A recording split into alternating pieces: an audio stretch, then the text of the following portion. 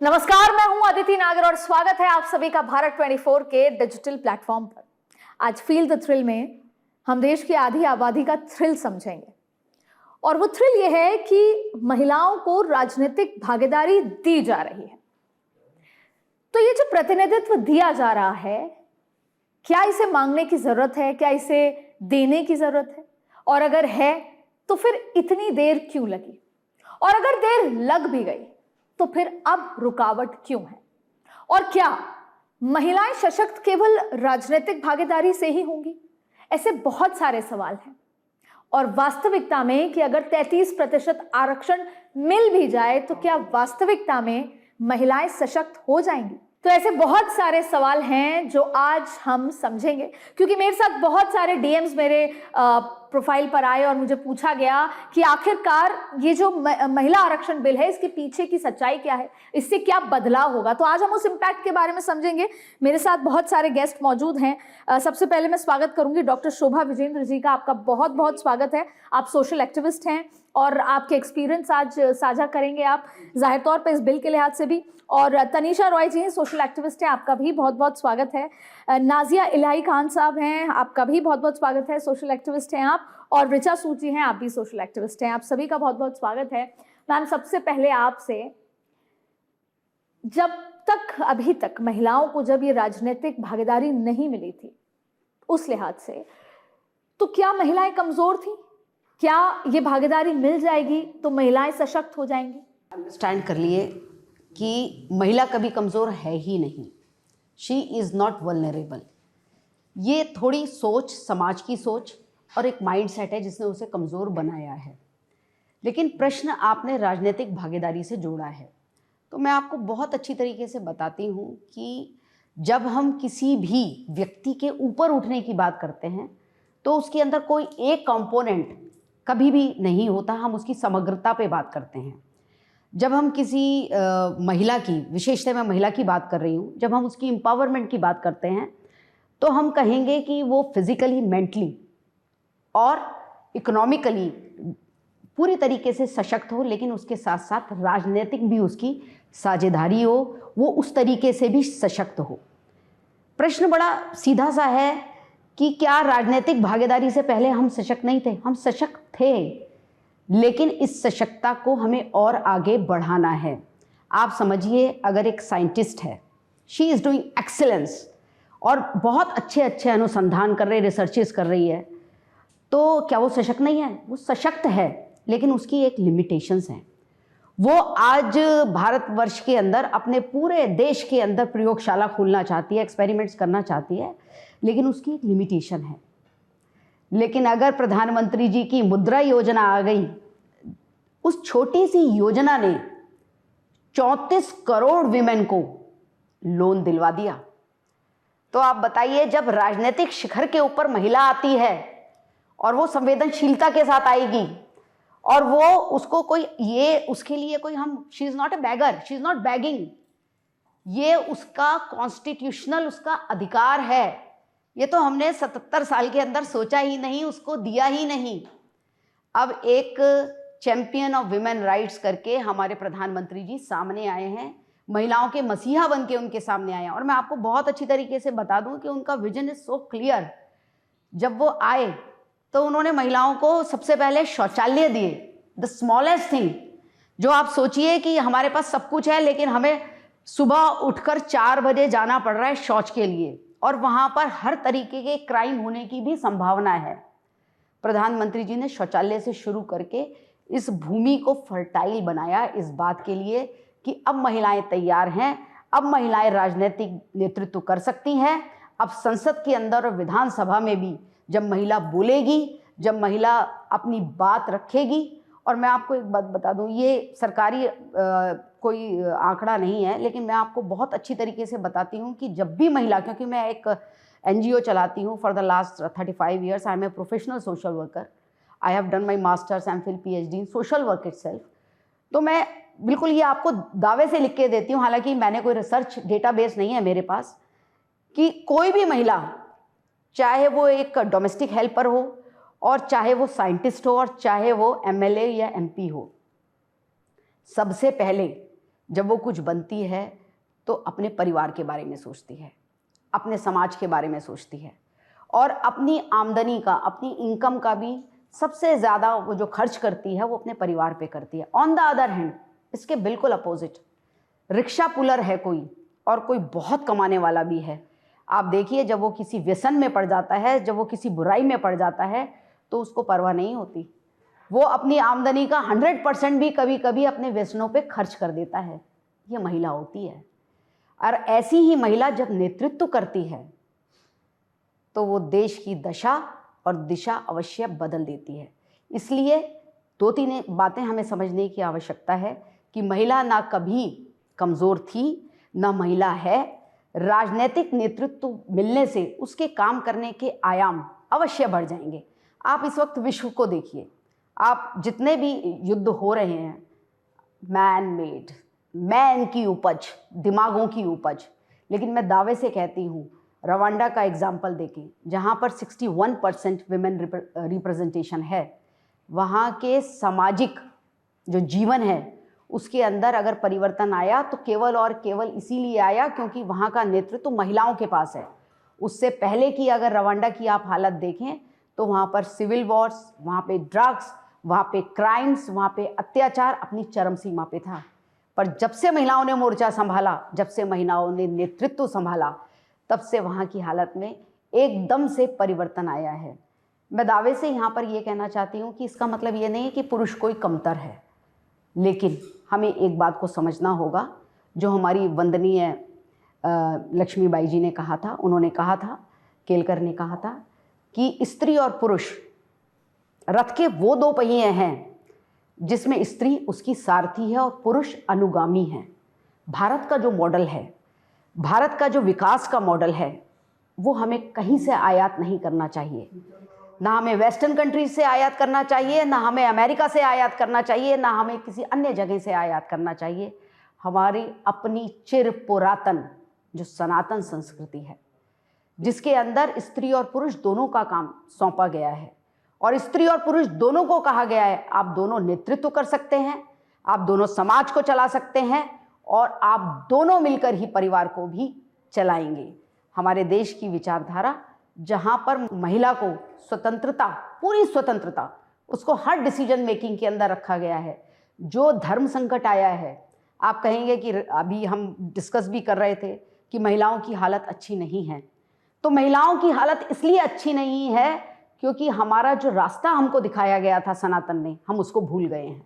अगर हम उसको माने, हम उसको 100% माने, जहाँ पर धर्म का मतलब कोई रिलीजन नहीं है, जहाँ पे धर्म का मतलब है जीवन जीने की कला, जीवन के कुछ नियम, अगर हम उन नियमों का पालन करें, अगर हम पूरे इसमें, मुझे तो लगता है कि जैसे आरक्षण आरक्षण आरक्षण, मैं तो वैसे अगर मेरे से कोई पूछे तो I am deadly against with this आरक्षण, लेकिन परिस्थितियाँ इतनी वर्स्ट हो चुकी हैं जहाँ पर कोई भी स्त्री इसलिए आगे नहीं आती नेतृत्व करने में क्योंकि उसके पास उतने साधन नहीं होते, उसको कोई टिकट देने वाला नहीं होता, उसकी कोई आवाज़ उठाने वाला नहीं होता। इसलिए आज ऐसी एक ऐसी फर्टाइल लैंड हमें तैयार करनी है, जो मोदी जी के माध्यम से हुई भी है, कि जिसके अंदर महिलाएं 33% आरक्षण के माध्यम से आगे जाएं, समाज का नेतृत्व करें। अगर महिलाओं की लड़ाई लड़नी है ना, अगर देश को सही तरीके से चलाना है, तो इसके अंदर महिलाओं को नेतृत्व हमें देना ही पड़ेगा। आज नहीं तो कल देना पड़ेगा। हमारे पास ऐसे हजारों लाखों उदाहरण हैं। आपने जो कुछ भी कहा, आई think more or less we all agree to it, but इसके जो एस्पेक्ट्स हैं, पॉलिटिकल एस्पेक्ट हुए, लीगल एस्पेक्ट हुए, पहले तो मैं आपसे ही पूछना चाहती हूँ तनिषा जी, मैं पत्रकार हूँ, पर मुझे अभी आप पेंटिंग करने को कह देंगे तो शायद मैं उतनी अच्छी नहीं कर पाऊँ, कुछ और कहेंगे तो शायद मैं वो नहीं कर पाऊँ। हाँ, मैं 2-4 चीज़ कर लूँगी, लेकिन तो क्या 33% जो महिलाएं आएंगी वो सब राजनीति करने के लिए एकदम तैयार होंगी क्या? इसके आगे भी क्वेश्चन है, बट मैं आपसे पहले समझूंगी, क्या हमारे पास इतनी महिलाएं हैं जो आने को तैयार हैं? ऐसा तो नहीं होगा कि सांसद की पत्नियां और विधायक की पत्नियां और वही पंचायत वाला इलाज हो जाए? जी, ये जो सवाल आपने पूछा है, ये एक्चुअली हमारी एक्सपीरियंस रह चुका है। आप अगर 2014 के पहले के देखो राजनीति, तो ये हमारी एक्सपीरियंस रह चुका है कि सत्ता कैसे आती है, वंश परंपरा पे आती है, राइट। ये तो हम सब एग्री करेंगे, जो जनरेशन के हम हैं वो हम सब एग्री करेंगे। हम ऐसे पॉलिटिक्स देख के आ चुके हैं, हम यूज्ड टू थे ऐसे पॉलिटिक्स देखने में, जहाँ पे हमारे घर के बच्चों को हम सत्ता पे बिठाते थे, राइट। तो फर्स्टली हमें ये अंडरस्टूड करना चाहिए कि ये जो महिला आरक्षण बिल आया ये है क्या।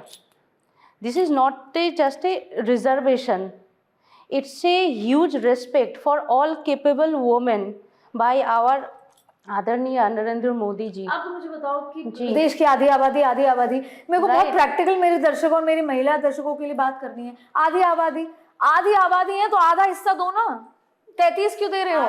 देखो, कोई चीज जब शुरुआत होती है ना तो हम पहले उसके पॉजिटिवनेस को नहीं देखते। हम जननी हैं, हमने राइट यहाँ पर तो हमने अब शुरुआत कर रहे हैं। हमने इस जगत को शुरुआत किया है, पर हम पीछे रह के हमारे बच्चों को हमने सपोर्ट किया है।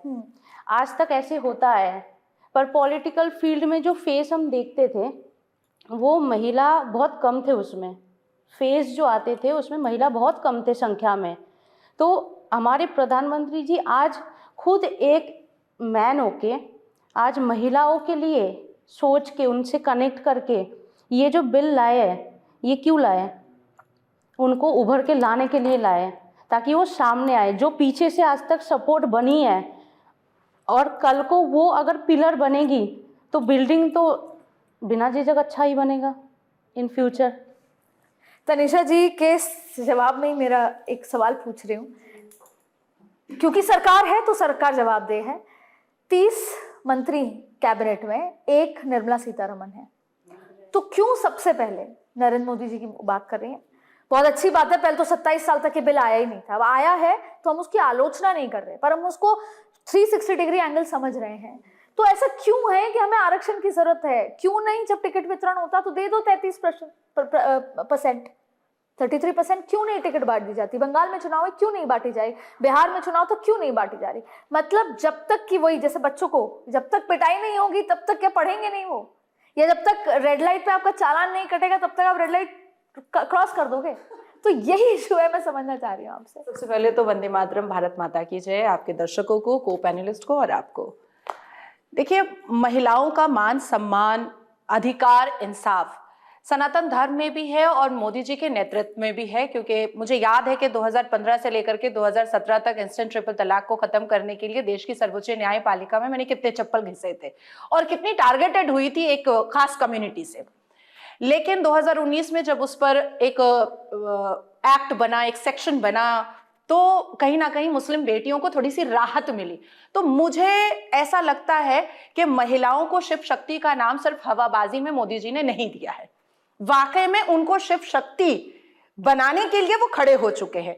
द सेकेंड थिंग इज कि 1996 में HD देवेगौड़ा के सरकार में महिला रिजर्वेशन बिल के बारे में बात पटल पर आई थी। आने के बाद फिर क्या हो गया?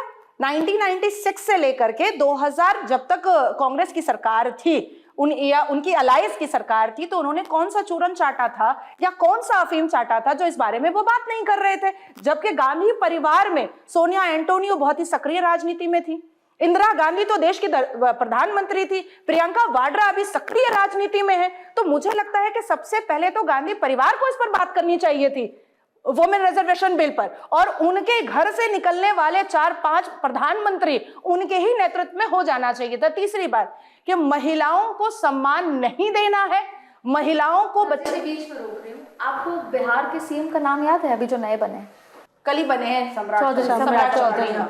पर आपने उनको राकेश कुमार तो नहीं कहा, तो फिर सोनिया गांधी है वो। जब हम चौधरी साहब को चौधरी साहब बुला रहे हैं जिन्होंने 5 नाम बदले, तो हम महिलाओं को क्यों वो करते? नहीं, मैं लेट मी कंप्लीट। मेरे फादर का नाम दिया हुआ था नाजिया रहमान। मेरी शादी हुई, भले ही मैं विधवा हूँ, लेकिन क्योंकि मैं अभी भी दूसरी शादी नहीं की हूँ, तो मैं अपने पति का नाम लेकर के चल रही हूँ, विधवा होने के बावजूद भी।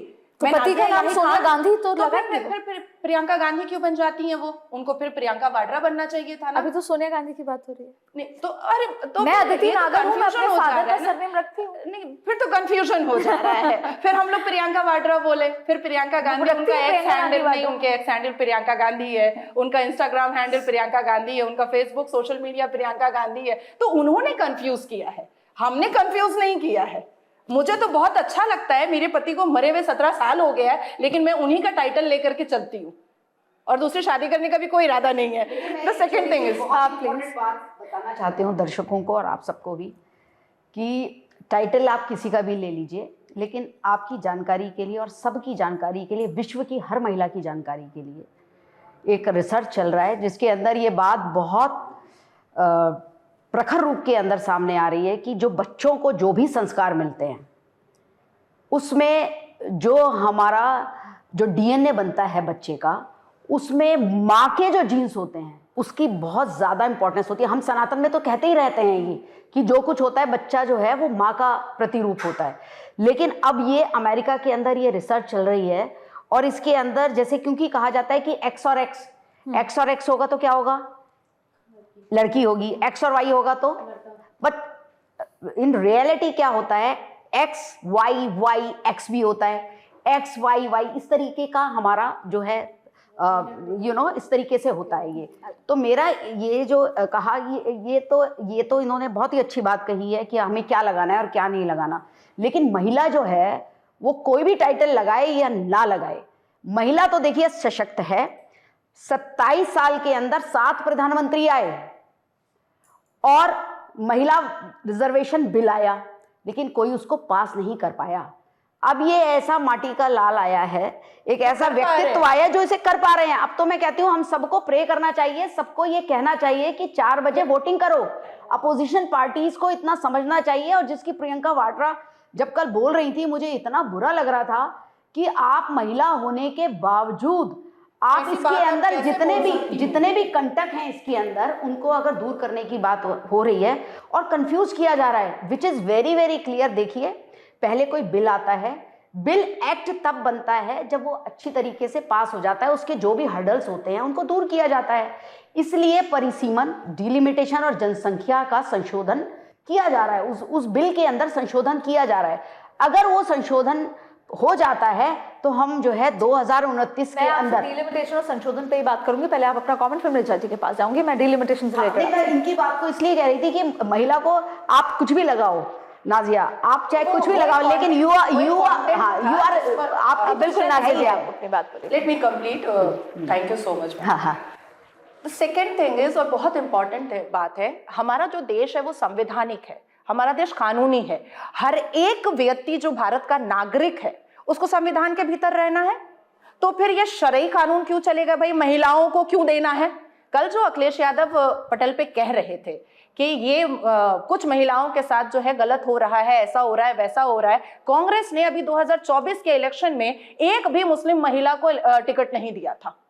क्यों नहीं दिया भैया? आप दो ना, 33% आपने शुरुआत क्यों नहीं की? अच्छा काम घर से शुरू किया जाता है। हमारी अम्मा पढ़ी लिखी है, मास्टर्स की हुई है, तो उन्होंने हमें पढ़ाया लिखाया।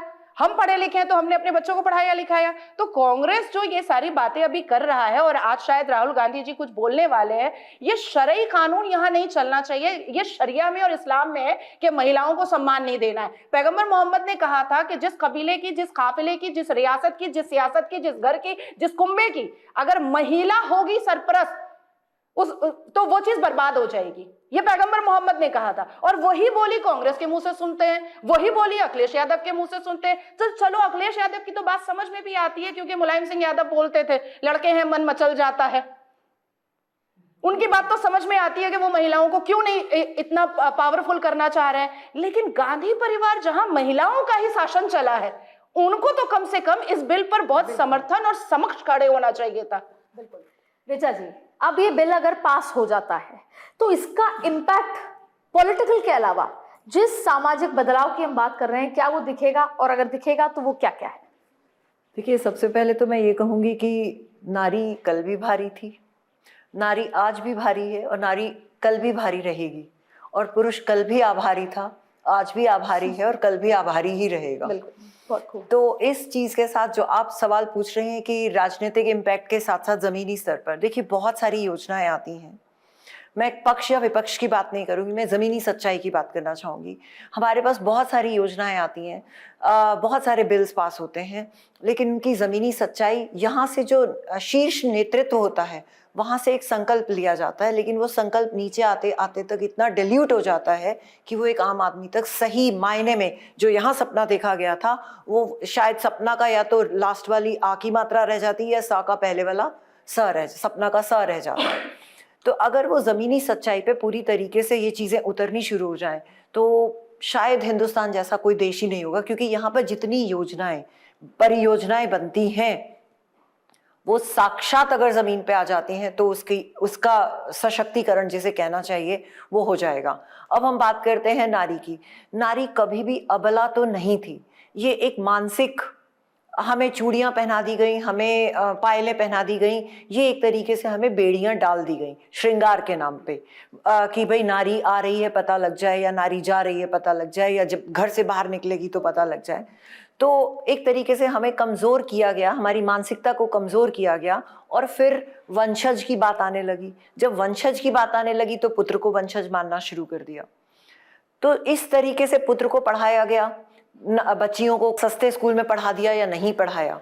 तो जहाँ पर हम इक्वेलिटी की बात करते, देखिए पुरुष और नारी समान तो नहीं है, ना तो वो शारीरिक संरचना से समान है और बहुत सारे मुद्दों में अलग है। पुरुष जन्म नहीं दे सकता, स्त्री जन्म देती है। तो हम इक्वेलिटी की बात ना करें, हम इक्विटी की बात करें तो ज़्यादा अच्छा है। तो जब ये योजनाएं ज़मीनी स्तर पर पूरे तरीके से उतर जाएं, और एक चीज़ मैं यहाँ कहना चाहूँगी कि नारियों का 33% अगर संसद में, वो सही नारियाँ संसद में पहुँचती हैं, वास्तविक नारियाँ पहुँचती हैं जो इस लायक हैं, नहीं तो वो पार्षद पति और सांसद पति और वो सब वाले हिसाब में अगर पहुँचते हैं तो ज़मीनी सच्चाई जो आज है वो ही होगी। ये नहीं मैं कहूँगी कि सुधार नहीं है, सुधार है, लेकिन जितना हो सकता था उतना सुधार नहीं है। और वो नारियां जब संसद में बैठ करके महिलाओं के, सच्ची नारियां पहुंचती हैं तो महिलाओं के सामने आने वाली चुनौतियां और महिलाओं की फीलिंग्स कहाँ हर्ट होती हैं और महिलाओं को पुरुष कैसे चाहिए। देखिए अब तक हम क्या सोचते हैं, लड़का सोचता है, लड़की देखी अरे ये तो मेरे लायक है। हमें ये सोच भी बदलने की ज़रूरत है कि लड़की अगर लड़के को देख रही है तो पुरुष को ये सोचना चाहिए कि क्या मैं इसके लायक हूँ। ये सोच जब तक नहीं आएगी ज़मीनी स्तर तक, तब तक हम कितने भी बिल पास कर लें। हमारी एजुकेशन में बहुत महत्वपूर्ण बात आप चारों ने अभी रखी, लेकिन अब मेरा अगला सेगमेंट है, पहला हम इसकी प्रैक्टिकलिटी पे बात कर लेते हैं, फिर हम सामाजिक बात करेंगे। मैं आपके पास आऊंगी। मैम, अभी आपने कहा था डिलिमिटेशन, प्रैक्टिकल बात मैं अपने दर्शकों को समझाना चाहती हूँ।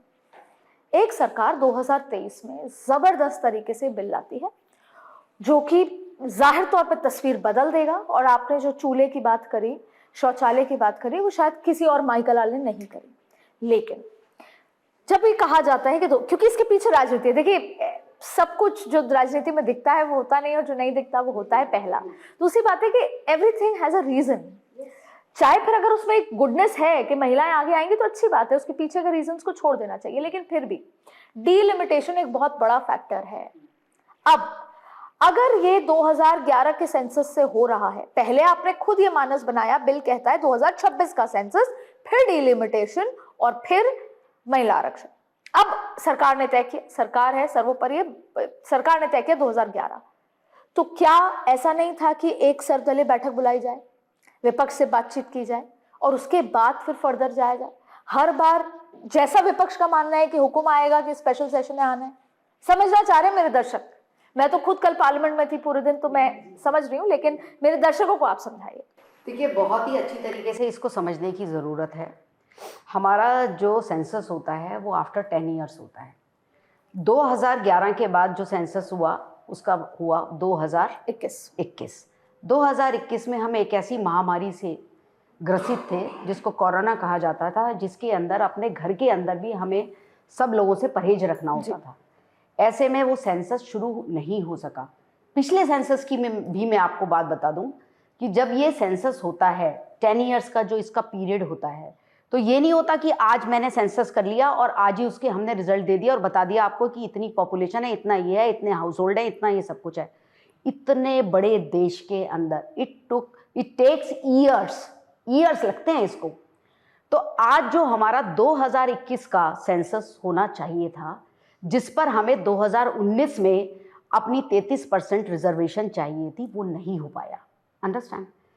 अब अगर वो नहीं हो पाया तो हम उससे पहले का देखेंगे, वो बनता है 2011। 1976 के बाद, 1976 के बाद हमारा डीलिमिटेशन नहीं हुआ। What is this delimitation? Delimitation का मतलब है कि आपको विधायक के अनुसार या एमपी के अनुसार आपकी कॉन्स्टिट्यूएंसी निश्चित की जाती है पर पॉपुलेशन। आप ये मानेंगे कि 1976 से लेकर अब तक क्या हमारे देश की पॉपुलेशन बढ़ी है? ये मैं किसी से भी पूछूंगी, आपके किसी भी दर्शक से या किसी भी जन से, वो कहेगा जी बहुत तादाद में बढ़ी है।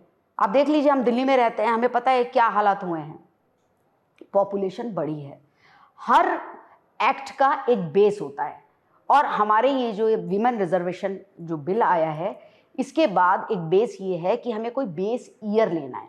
हमने वो बेस ईयर डिसाइड किया क्योंकि वो हमें करना ही पड़ेगा। वो हमारा 2011 से लेकर अब तक भी तो पॉपुलेशन बहुत बढ़ गई है। नहीं, वही हम आपको बता रहे हैं ना कि उसके बाद 2021 में होना था। हर 10 ईयर्स में होता है ना।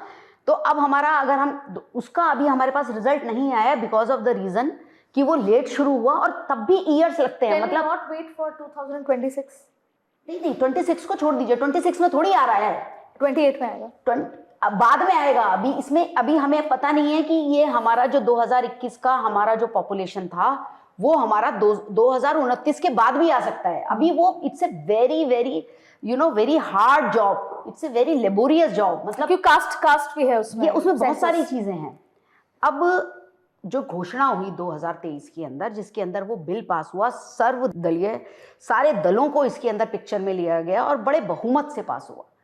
अब सरकार का या हमारी जो स्त्रियां बैठी हुई हैं, जो हमारी it is 50% of the population, क्या उसका नहीं बनता कि अब 77-78 साल बाद भी जो हमारा नेक्स्ट पार्लियामेंट आए उसके अंदर हमारा एटलीस्ट 33% तो रिजर्वेशन हो जाए। हम तो 50% है, हमें तो 50% होना ही चाहिए, लेकिन वो 33% तो हो जाए।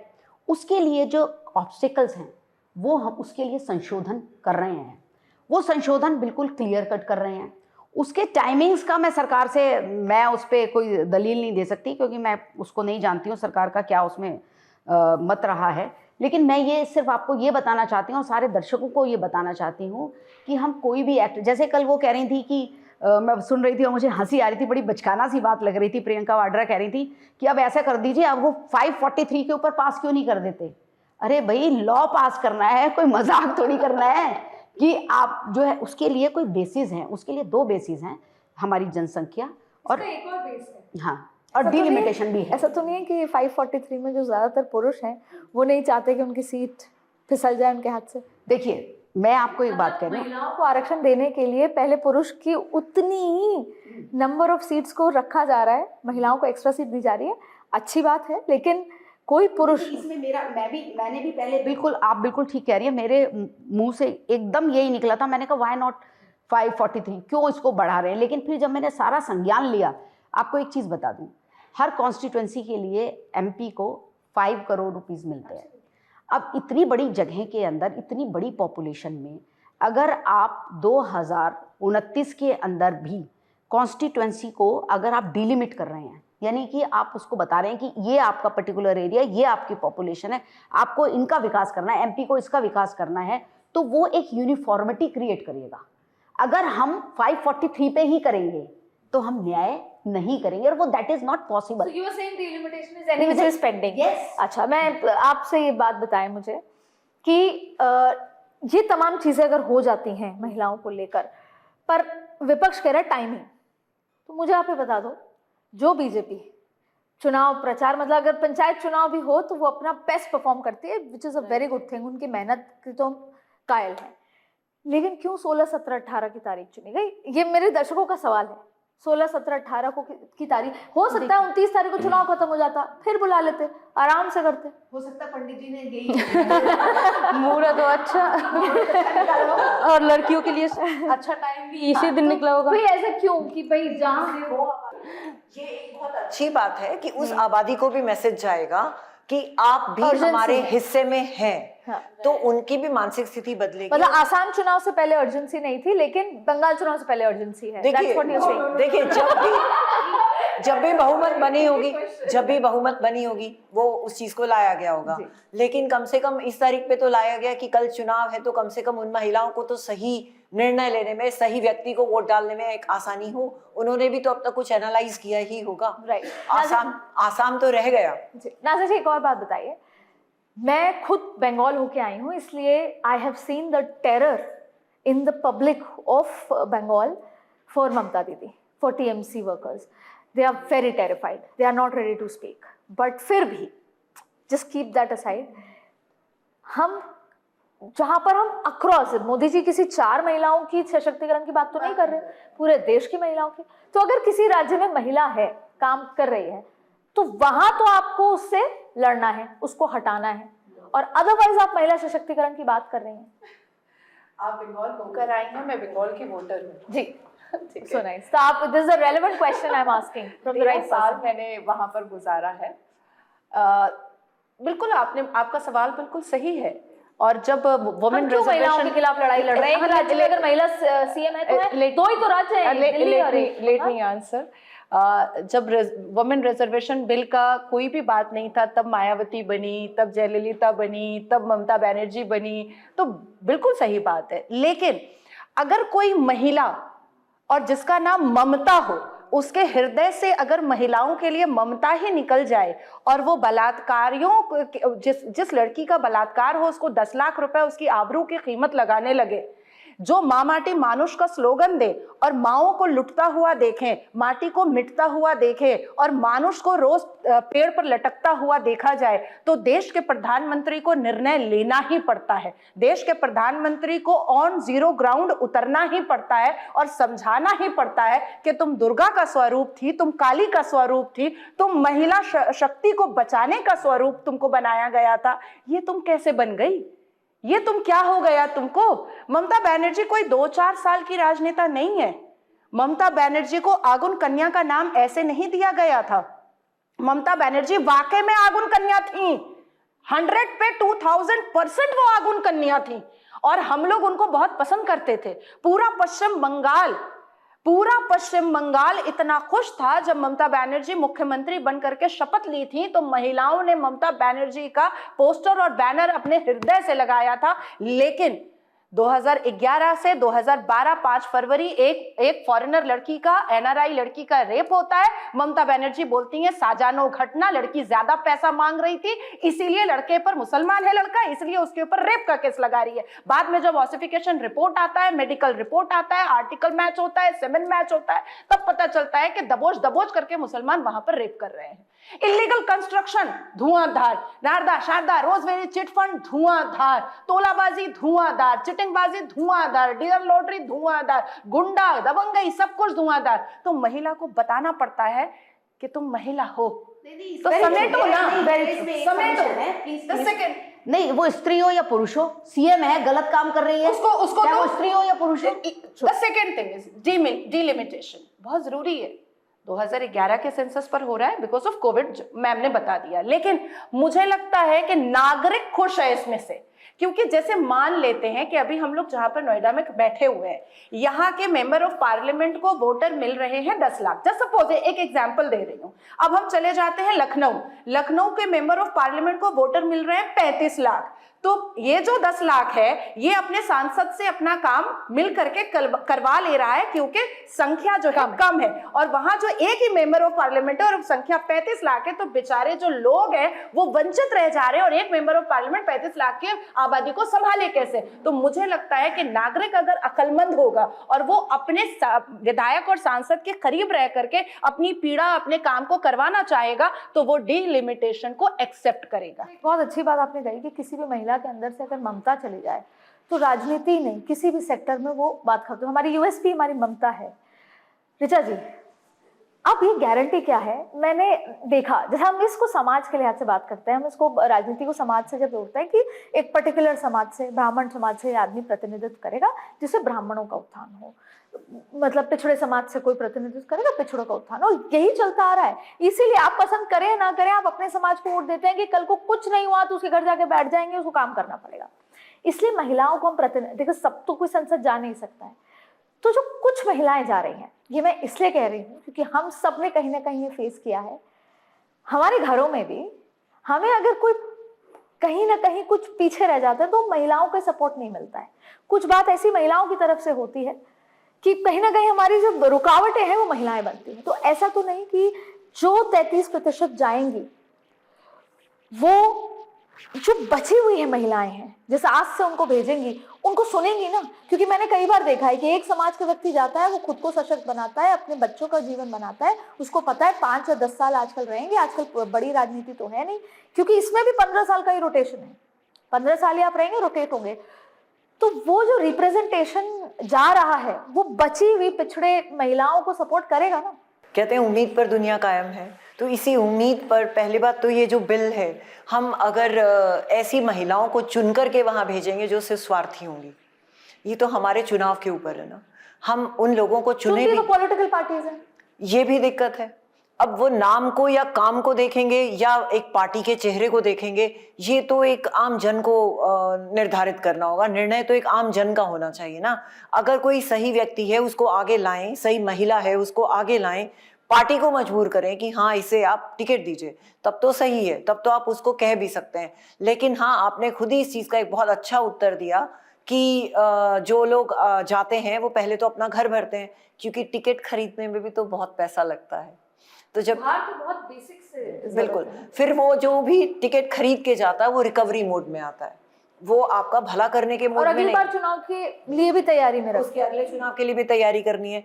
आप यहाँ पर एक चीज ये भी देख सकते हैं कि जो भी व्यक्ति राजनीति में आया, जिस दिन वो राजनीति में आया था उसका आर्थिक स्थिति क्या थी और 5 साल बाद उसकी आर्थिक स्थिति क्या है।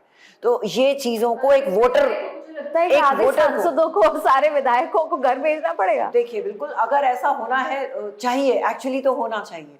यही चीजें एक वोटर को देखनी होंगी, वोटर को समझनी होंगी, और वोटर को पार्टी नहीं व्यक्ति पर जाना होगा, व्यक्ति विशेष पर जाना होगा, तब इस चीज का निर्णय सही होगा। इसी का सप्लीमेंट्री एक मैं बात, हाँ, मैं आप which is very very important. देखिए मैं बिल्कुल इनकी बात से सहमत हूँ, लेकिन थोड़ा सा डिसएग्री भी करती हूँ। जब महिला सांसद बनेगी तो महिला के अंदर आप इतने सारे गुणों को की बात कर रही हैं, तो क्या पुरुष के अंदर भी ऐसे सब गुण नहीं होने चाहिए? जब हम महिला की बात कर रहे हैं तो हम महिला में पता नहीं क्या देखना चाहते हैं। महिला हाँ, मेरा हम भी तो इंसान है, महिला भी तो इंसान है। मेरा कहने का मतलब ये था कि जिसको भी आप चुन रहे हैं, हम जाते हैं ना, आप महिला को चुन रहे हैं, पुरुष को चुन रहे हैं, जिसको भी चुन रहे हैं, हम जब उस व्यक्ति विशेष को चुनिए। तो महिला के लिए इतनी सारी बातें क्यों? महिला को भी, महिला 50% है, उसको अपना राइट मिलना चाहिए, उसको मौका मिलना चाहिए। 15 साल के लिए रिजर्वेशन हुई है, it is just for 15 years. अभी 15 साल इसलिए कि वो आगे बढ़ जाएं और उसके बाद अपनी योग्यता के आधार पर उनको निकालने की बात है। मेरा यहाँ पर सबसे ये कहना है कि जो आपने इम्पैक्ट की बात करी, नरेटिव की बात मैं यहाँ पे सबसे करना चाहती हूँ। देखिए, जब हम घर के अंदर रहते हैं तो हमारी माँ देखती है कि भाई यहाँ पर तो जो पॉलिटिकल स्त्रियाँ हैं उनको सम्मान की दृष्टि से नहीं देखा जाता, तो हमारी माँ हमसे क्या कहती है कि आप लेक्चरर बन जाओ, आप डॉक्टर बन जाओ, लेकिन आप राजनीति में नहीं जाना। अगर हम राजनीति में अच्छी महिलाएं, अच्छी 33% रिजर्वेशन के साथ नेतृत्व की क्षमता वाली महिलाओं को लेकर आएंगे, ये नरेटिव तय होता है आज। और एक बात मैं यहाँ पर महिलाओं से भी कहना चाहती हूँ, विशेषतः कि महिलाएं कई बार महिलाओं के लिए ना सही नरेटिव नहीं प्रस्तुत करती। So true, that's what my question is। आज सबसे पहले इसीलिए मैं बार बार प्रियंका वाड्रा को कह रही हूँ कि सबसे पहले आप सारी चीजें छोड़ो ना। आप बिना बात की डिलिमिटेशन के लिए, just for the sake of कि आपकी पार्टी लाइन ये है, आप ये नहीं देख रही कि आप खुद एक महिला हैं। ऐसे न जाने कितनी महिलाओं के अंदर गुण हैं। आपने पंचायत की बात की, पंचायत में हमने 50% दिया। मैं जानती हूँ ऐसी इतनी महिला जो पंच हैं, सरपंच हैं, ठीक है, वंस अपॉन ए टाइम जब वो शुरू में आई, उनको कहीं अपने पति का सहारा लेना पड़ा, कभी पिता का सहारा लेना पड़ा, लेकिन आज वो अपने दम पर अपने बल पर अपने गांव की अच्छी देखभाल जो एक पुरुष नहीं कर सकता वो कर रही हैं, तो उन्हें मौका तो दीजिए।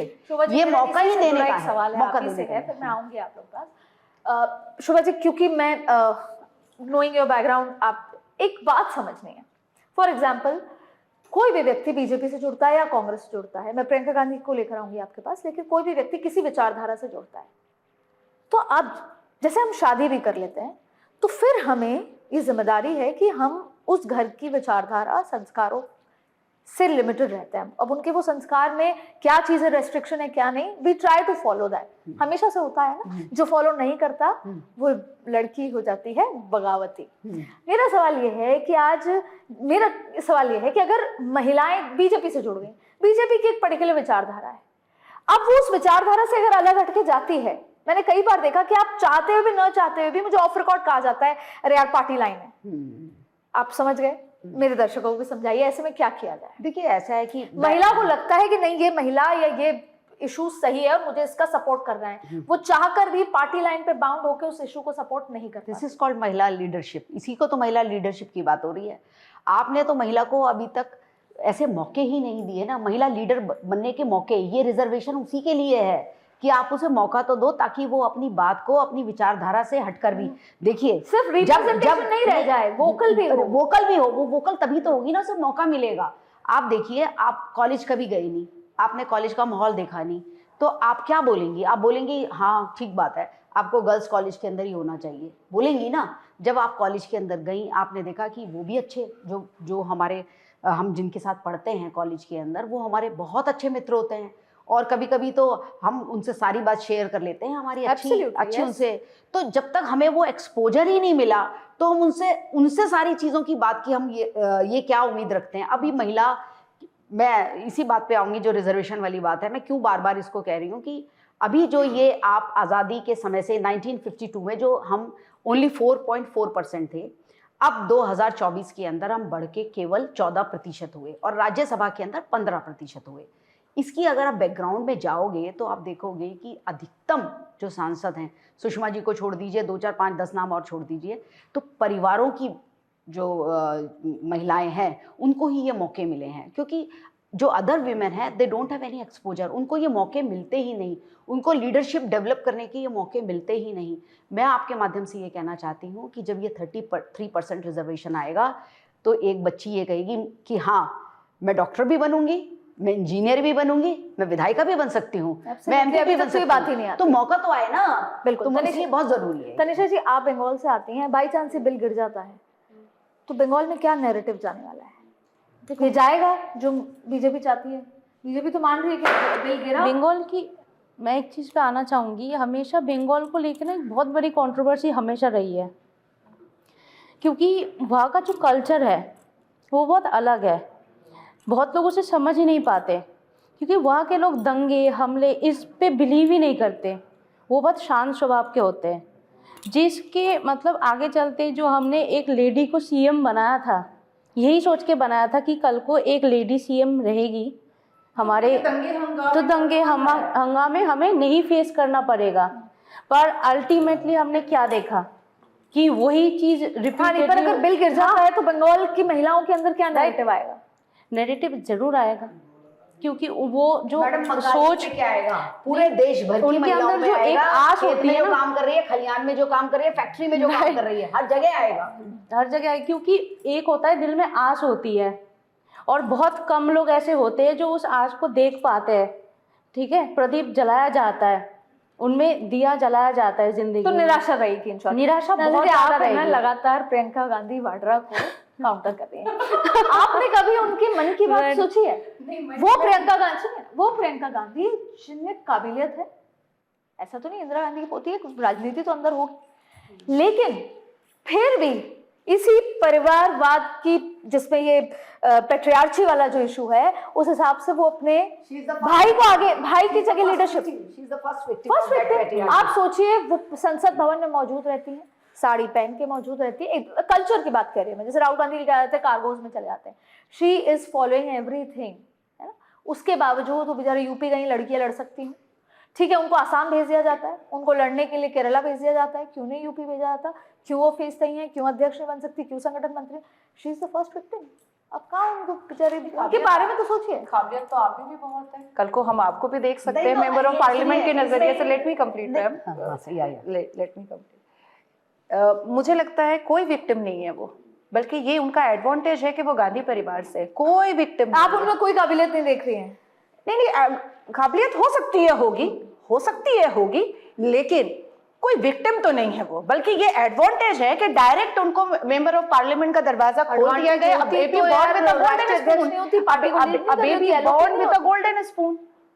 वो तो मुश्किल से बेचारे खड़गे साहब को भी अध्यक्ष बना दिया गया है, नहीं तो गांधी परिवार में से चेयर छोड़ना कौन चाहता है? कोई नहीं छोड़ना चाहता है। कैसे कैसे मनमोहन सिंह बेचारे जो हमारे देश के प्रधानमंत्री थे, उनको चेयर से उठा देती थी और सोनिया गांधी जी बैठ लीजिए, बोल दिया गांधी, सोनिया गांधी जी बैठ जाती थी। अब आती है बात कि इन्होंने एक बात कही, खर्चा होता है, पैसे देने पड़ते हैं, टिकट खरीदना पड़ता है। हमारे पश्चिम बंगाल में रेखा बोल करके संदेश खाली की एक विक्टिम थी, उसको दिया गया था टिकट में 2024 के लोकसभा का। उसने कितने लाख रुपए, कितने करोड़ दिए होंगे भाजपा को? अभी जो है डॉक्टर बिटिया अभया जो आरजीकर में हुआ, उसकी मां को टिकट दिया गया है, कितने करोड़ दिए होंगे उसने? मैं ऐसे कम से कम 1000 उदाहरण तो दे सकती हूँ भाजपा का। तीसरी बात, आपने कहा कि जो भाजपा के थॉट प्रोसेस होते हैं उसी में रहना पड़ता है, या सही चीजों को वोकल होकर के हम बोल भी सकते हैं। मैथिली सब कोई जानता है, पूरा ब्रह्मांड मैथिली को जानता है, बहुत कम एज की है और आज विधायक। नहीं, अरे भाई, बात ही बीजेपी की हो रही है, बात ही केंद्र की सरकार की हो रही है। मैं यहाँ पे रेकमेंड करूंगी कि नाजिया जी को टिकट दी जाए। इसका मतलब मैथिली ने खड़े होकर के बिहार विधानसभा में खड़े होकर के कहा कि किस हिसाब से एजुकेशन और स्वास्थ्य में प्रॉब्लम हो रहा है। उन्होंने यहां तक कहा कि दिल पे हाथ रख करके कहिए तो मंत्री साहब कि ये प्रॉब्लम नहीं हो रहा है। हालांकि नीतीश बाबू की सरकार, हम अलायंस सरकार, फिर उन्होंने क्यों बोला टिकट मिल जाएगी? क्यों नहीं मिलेगी? काम अच्छा होना चाहिए, बस महिलाएं वोकल हैं, काम कर सकती हैं, और भाजपा और केंद्र की सरकार की विचारधारा है वही है जिससे राष्ट्र का भला हो, यही विचारधारा है। और महिलाएं सशक्त करने के लिए मोदी जी ने डे 1 से काम किया है और आज भी काम कर रहे हैं। मेरी नजरों में मेरे प्रधानमंत्री अल्लाह के भेजे हुए फरिश्ता है। बिल्कुल। तो रिचा जी, अभी तक ये था, मुझे नहीं पता ये कितना सही है। अगर वैसे देखा जाए तो सशक्त होने के लिए पैसे की जरूरत है, फाइनेंसेस की जरूरत है। फाइनेंसेस हो तो सशक्त। तो आज तक महिला इसीलिए चुप रही बेचारी कि उसके पास घर में भी काम करना है, सशक्त। तो हमने चुनाव के माध्यम से शुरुआत साउथ से हुई, तो चुनाव के माध्यम से हम इस लेवल पे आ गए कि हमने 10-10 हज़ार रुपये डायरेक्ट दिए। एक्सपर्ट्स और नैरेटिव के लिहाज से इसको कहा गया कि हमने वोट खरीद लिया, लेकिन ये कोई एक पॉलिटिकल पार्टी नहीं कर रही, सब कर रही है। सभी ममता दीदी 1500 दे रही हैं तो बीजेपी 3000 दे रही है। नाजिया जी ने ये ले लिया कि आपकी पार्टी, मैंने किसी पार्टी को नहीं सपोर्ट किया, मैंने तो सिर्फ एक जनरल बात। चलिए, अपन तो ऑब्जेक्टिव की बात कर रहे हैं। जनरल बात कही। ऑब्जेक्टिव तो नहीं बन गए हम सिर्फ। हाँ जी, कि ऑब्जेक्टिव तो ये सबसे सवाल है। एग्जैक्टली। और ये सवाल ये है कि ऐसा तो नहीं, देखिए ये बात तो तय है कि आज तो शुरुआत है, ये कोई हमने जीत नहीं लिया, अभी तो हमने शुरुआत की है। अगले 5 दशक बाद जाके हम जो आज बात कर रहे हैं वो चरितार्थ हो पाएगी। लेकिन अभी महिलाओं के खाते में पैसे देना, उससे क्या होता है? वोट आता है, किसी जो भी दे रहा है। जेएमएम में, झारखंड में जेएमएम को आया, ये भी एक ऑब्जेक्टिव है, कुकर भिजवा देना एक चुनाव रात से पहले, ठीक है, ये भी एक। और अब उनको महिलाओं को राजनीति में लाके ये दिखाना कि आ जाओ तुम्हारे लिए हम कर रहे हैं, ये सिर्फ ऑब्जेक्टिव तो नहीं है जो हम पूरा कर रहे हैं टिक बॉक्स। देखिए, मतलब हम लोग से पूछ रहे हैं हमें, क्या हम ऑब्जेक्टिव तो नहीं बन रहे हैं? पहले अपनी बात में भी यही कहा था कि यदि वास्तव में इन चीजों को चरितार्थ किया जाए जमीनी स्तर तक, तब तो ये बहुत अच्छी योजनाएं हैं। लेकिन ये यहाँ पे जो सपने देखे जाते हैं वो जमीन तक पूरे नहीं उतरते हैं। सबसे पहली बात है कि हमारी ही धरती को भारत माता कहा जाता है, स्त्रीलिंग, और उसके साथ साथ हम कहते हैं वंदे मातरम। वंदे मातरम में भी मातरम है, यानी कि अपनी मातृभूमि को आप वंदित कर रहे हैं, उसकी वंदना कर रहे हैं। और जब हम भारत माता और मातृभूमि की वंदना कर रहे हैं तो घर में बैठी हुई स्त्री की, माता की वंदना क्यों नहीं कर रहे हैं? ये शुरुआत तो इस सोच से हुई, ठीक है। अब इसको चरितार्थ करने के लिए हमारी जो जमीनी सच्चाई है वहां तक ये उतर कर आती है। चाहे हमने आज जितना भी डिस्कशन किया हो, सोच बहुत अच्छी है, चरितार्थ होने की जरूरत है, और चरितार्थ करने के लिए भी महिलाओं को ही चुना जाए। बस यही मेरा कहना है कि सही महिलाओं को चुना जाए और सही चेहरों को चुना जाए, उनके कार्यों को चुना जाए, उनके किए हुए जो भी वादे हैं उन पे ध्यान दिया जाए, या वो क्या कर सकती हैं उनकी क्षमताओं को चुना जाए। केवल एक पार्टी को नहीं, महिला को चुना जाए। सही महिलाओं को चुने तभी वो आपकी संसद में आवाज बन सकती है, तभी वो, देखिए विमेन लेड सोसाइटी की बात की जा रही है, मेन लेड सोसाइटी से ऊपर विमेन लेड सोसाइटी। आपने जिस भी कंट्री में देखिए, फिनलैंड का उदाहरण उठाइए, वहां की प्रधानमंत्री महिला है। आपके पहले 3 जो हैप्पीनेस इंडेक्स में आते हैं, हैप्पी कंट्रीज जो आते हैं, फिनलैंड उन्हीं में एक हिस्सा है। तो क्या महिला उस लेवल तक हमारे हिंदुस्तान में काम नहीं कर सकती? कर सकती हैं। मैंने वही कहा कि इक्वालिटी की बात मत कीजिए, इक्विटी की बात कीजिए, और मेरे ख्याल से ये बिल्कुल इक्विटी का चरितार्थ रूप है कि 33% से शुरुआत हुई है। मतलब भारत 33% मार्क्स लेकर के पास तो हो रहा है, फिर 40% भी होगा, फिर 50% भी होगा, और मुझे लगता है एक दिन डिस्टिंक्शन भी आएगी, 75% भी हो सकता है। शुरुआत कीजिए, और इस शुरुआत के साथ एक अच्छी सोच के साथ हम आगे बढ़ें तो सही होगा। वैसे तो सही कोई भी चेहरों को, व्यक्ति सही नहीं होता, काम करते करते ट्रेनिंग के साथ सही होता है। देखिए, फिर आखिरी बस ये आपने बोला कि मैं पुरुषों से, मेरा मुद्दा ये है कि वो कोई भी पार्टी हो, वो पुरुष को चुने या महिला को चुने, सही व्यक्तित्व, सही व्यक्ति उसको चुने, सही सोच वाले व्यक्ति को चुने, जो कि काम करने वाला हो, जिसका कर्म बोलता हो, सिर्फ वाणी नहीं। बिल्कुल आखिरी सेगमेंट है मेरा, सबसे सेम सवाल है। सबसे पहले मैं आपके पास आऊंगी, किसका नुकसान होगा ये बिल पास हुआ, और नहीं हुआ तो किसका फायदा होगा? हर चीज़ की एक पॉजिटिव नेगेटिव दोनों साइड रहता है। ये मौका जब हमें मिल रहा है, लड़कियों को मिल रहा है, तो ये हमारे ऊपर डिपेंड करता है कि हम आगे जाके इस चीज़ को कहाँ से कहाँ पहुँचाएंगे। अगर हमारी सोच नेगेटिव रहे तो हम नेगेटिविटी को फैलाएंगे, नेगेटिविटी को। अगर पॉजिटिव रहे हम सब, तो हम पॉजिटिव बहुत आगे ले जाएंगे इसको। हम आज 33% है, ठीक है, आज बेसिकली देखा जाए तो 15% है, जैसे दीदी ने कही है। तो अगर ये 33% आ जाता है, चाहे बाध्यता मूलक हो, चाहे कुछ भी, जैसे भी हो, जैसी सोच के साथ भी हो, चाहे वो अपने फायदे के लिए क्यों ना ला रहे हैं, ठीक है, तो अगर इस, ये तो हम पे डिपेंड करता है कि हम आगे इसको कहाँ ले जाएंगे। मैम पॉलिटिकल सवाल है, ये बिल अगर गिर जाता है तो फिर ये बिल और ये महिलाओं की 33% का भागीदारी, फिर कब ये सपना संभव हो पाएगा? देखिए, बहुत ही अच्छी तरीके से साफ पिक्चर दिखाई दे रही है। ये बिल पास होता है तो भी महिलाओं की जीत है, ये बिल नहीं पास होता है तो भी महिलाओं की बहुत बड़ी हार है। और जब महिला की हार है तो ये राष्ट्र की हार है, क्योंकि हमारे यहाँ पर स्त्री को कैसे देखा जाता है, मैं फिर उसी पे आती हूँ कि स्त्री माँ है, स्त्री मातृभूमि है, और स्त्री ही जगन माता है, और उन सबको मिलाकर स्त्री सृष्टि है। अब ये स्त्री की हार होगी, और इसको करने वाली जो पॉलिटिकल पार्टीज़ हैं, जो इसकी गहराई को नहीं समझ रही हैं, कि केवल अपने छोटे छोटे पॉलिटिकल गेन्स के लिए ये सोच रही हैं, ये एक नई सदी की, एक नए जीवन की, 5 सदी बाद हमारा देश कैसा होगा, और उससे पहले ही 2047 में अगर भारत को विश्वगुरु बनना है तो स्त्री और पुरुष में कोई भेद नहीं होना चाहिए, दोनों को बराबर मिलके काम करना चाहिए। और मैं आपको बताऊं, अगर हम दोनों बराबर मिलके काम करते हैं, दोनों सही डायरेक्शन के अंदर चलते हैं, तो हमारी जीडीपी 27% बढ़ जाती है। अब आप बताइए कि भारत विश्वगुरु बनेगा या नहीं, लेकिन अगर हमने ये इसको फिर गिरा दिया तो हम एक बहुत बड़ा नैरेटिव सेट कर रहे हैं कि महिला की जगह घर के अंदर ही है, नेतृत्व की क्षमता उसके अंदर नहीं है। नाज़िया जी, अगर ये बिल पास हो जाता है तो क्या ये जो क्राइम और रेप 0% हो जाएगा, और अगर 0 नहीं भी होता तो न्याय 100% मिलने लगेगा? देखिए, महिलाओं की संख्या जितना ज़्यादा पावरफुल स्थान पर बढ़ेगी, उतना ज़्यादा क्राइम अगेंस्ट वुमेन को कंट्रोल किया जाएगा। क्योंकि आज जब मैं देश की सर्वोच्च न्यायपालिका जाती हूँ तो मैं बहुत डंके की चोट पर कहती हूँ कि बलात्कारी की सज़ा सिर्फ फांसी होनी चाहिए और फास्ट ट्रैक कोर्ट से होनी चाहिए। अब कल को मेरे जैसे शिक्षित महिलाएं और जब जाती हैं, मेंबर ऑफ पार्लियामेंट बनती हैं, अपनी आवाज़ पूरा एक साथ मिल करके उठाती हैं, तो जो काम 10 साल में होने का है वो 10 दिन में हो जाएगा, 10 महीने में हो जाएगा। तो जब महिलाएं वोकल होंगी और पावर के साथ वोकल होंगी तो वो बात ही अलग होगी, और क्राइम अगेंस्ट वुमेन धीरे धीरे हम खत्म कर पाएंगे। दूसरी बात है कि ये जो धरती है हमारी, ये मातृ पूजा करते हैं हम लोग, भारत माता की वंदना करते हैं हम लोग, ये यहाँ पर दुर्गा माँ, काली माँ की पूजा की जाती है। तो मुझे बड़ी बड़ी विडंबना और आश्चर्य की बात है कि विपक्षी दल एक तो देवियों को भी नहीं मानते, और जो हम देवियां हैं हमें भी मानने को तैयार नहीं है। तो बड़ा बड़ा अजीब लगता है। ना भगवान राम को मानने को तैयार है, ना माँ दुर्गा को मानने को तैयार है। सवाल अक्सर ये आरोप लगता है राजनीति में कि अगर किसी मंत्री का, विधायक का, सांसद का बेटा कुछ क्राइम कर दे तो वो बच जाएगा। अगर किसी महिला मंत्री, महिला सांसद या महिला विधायक का बेटा या घर का कोई व्यक्ति, बच्चा कोई क्राइम कर दे तो क्या वो बचेगा या वो नहीं बचेगा? क्या देखिए, फैसला? मैं यहाँ पर रानी अहिल्याबाई होलकर का एक उदाहरण देना चाहूंगी।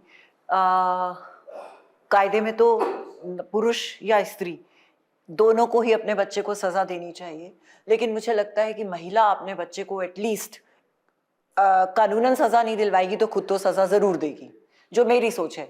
लेकिन हाँ, कानूनन दोनों ही, स्त्री पुरुष दोनों को ही उस बच्चे को पूरी सजा देनी चाहिए। और मुझे लगता है इसमें रेशो जरूर इंक्रीज होगी कि अगर वो महिला मंत्री का बच्चा है तो रेशो जरूर इंक्रीज होगी कि उस बच्चे को पक्का सजा मिले।